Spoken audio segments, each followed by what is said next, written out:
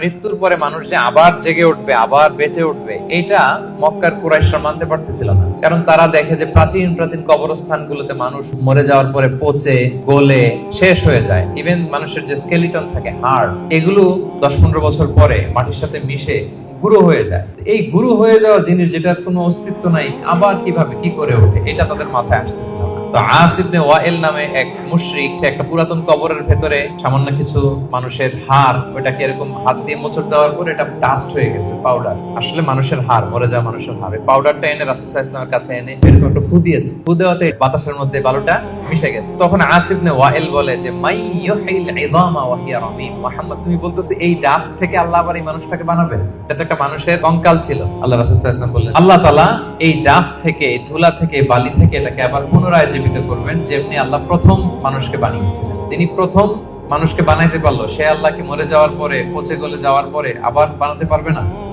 এবং আল্লাহ রাসূল সাল্লাল্লাহু আলাইহি ওয়াসাল্লাম বলেছেন মানুষের দেহে একটা হাড্ডির কণা আছে, ইন্না ফিল ইনসানি আযমুন লা ইয়াকুলুহুল আরদু আবাদান। একটা হাড্ডির কণা আছে যেটা কখনো মাটি বালু এটাকে খেতে পারে না। মিনহা ইউরাক্কাবুল খালকু ইয়াউমাল কিয়ামা, কিয়ামতের দিন এখান থেকেই মানুষের আবার পুনঃসৃষ্টি হবে। সাহাবারা বললেন আইয়ু আযমিন ইয়া রাসূলুল্লাহ, এই হাড্ডিটার নাম কি? আল্লাহ রাসূল সাল্লাল্লাহু আলাইহি ওয়াসাল্লাম বললেন আজবুদ জানাত। ডাক্তারি ভাষায় এটাকে বলে কক্সিক। আমাদের যে শিরদাঁড়া আছে না, মেরুদণ্ড, এই মেরুদণ্ডের একেবারে নিচে ট্রায়াঙ্গেল একটা ত্রিভুজ আকৃতির ছোট্ট বোন পার্টিকেল আছে, এটা নষ্ট হয় না। হিন্দুরা যে শ্মশানে লাশ পোড়ায়, সব পুড়ে যায়, ওইটা পুড়ে না। আমরা যে কবরস্থ করি, কবর মাটি সব খেয়ে ফেলতে পারে, কিন্তু ওই ছোট্ট হাড্ডি কণিকাটা নষ্ট হয় না।